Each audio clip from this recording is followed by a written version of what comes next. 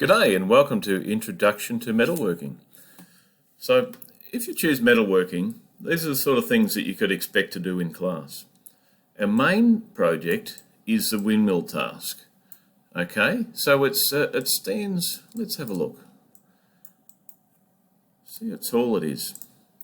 So roughly, it's a little bit over a metre tall. So it's fairly substantial. It's a large project and it contains moving parts. So it's a fully functional windmill in as much as it will tip towards the wind and pick up the wind and rotate. It's not going to pump water, but it's going to be pretty cool to stick in the garden, make a nice present. So you'll also learn a lot of metalworking skills. So you'll learn how to use a spot welder. So you can see there's a turbine at the front here that catches the wind. There's a front piece and a back piece. So those two pieces have to be joined together. If I work on this here, as you can see, we're using SketchUp to make all your designs. So it makes it quite easy if you can have all the measurements already pre-prepared. As well, on top of that, I've made it a little bit easier for the students.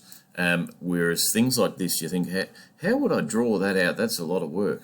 I provide templates. So a lot of the time in the industry, you use a template and you'll use that to copy from, and that helps it helps it in the production of that product. So those two pieces come together. You get a little bearing inside, and it will rotate quite nicely. So our windmill. So the difference between metalworking and woodworking is the metalwork option will only go for that year 9.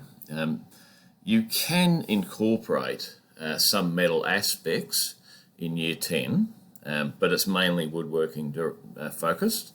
And you can certainly do some metalworking in year 11 or 12, but the wouldn't necessarily be a big focus on that. So if you want to go at metalworking, year 9 is your best chance of having a good go.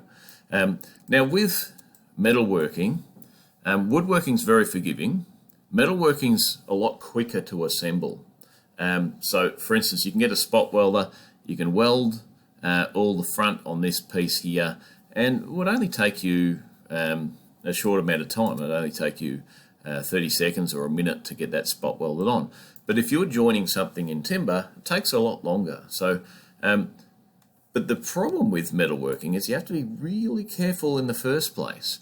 So you want to be good with measurements, or you'll learn to be good with measurements, and eventually you just got to focus on doing things very carefully, because say if you fold something in the wrong direction, in the wrong spot, and you have to try and fix that, you will see a little fold there on the steel, even if you flatten it again. So all the parts are labelled. We'll go through all the measurements in class. In metalwork, we don't do a lot of theory. We focus on practical work. Most of our work is practical, most of our classes. So because we don't get much chance to touch metalworking tools.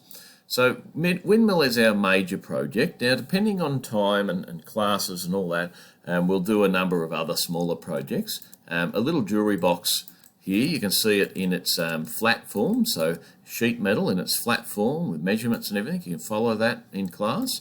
And our end result is to make a little box like this. So it has a removable lid.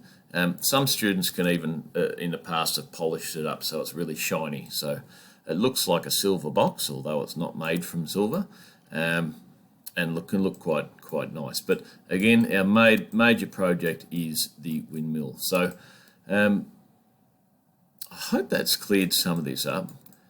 So that's our main task. Yeah, so the majority of the classes, you come into class, you get all your safety equipment on, and you follow the plans that I provide for you, and we work as a group. So we work as a group as much as we can, and the final result is you get learn some skills and get a few really cool projects to take home. Okay, thank you.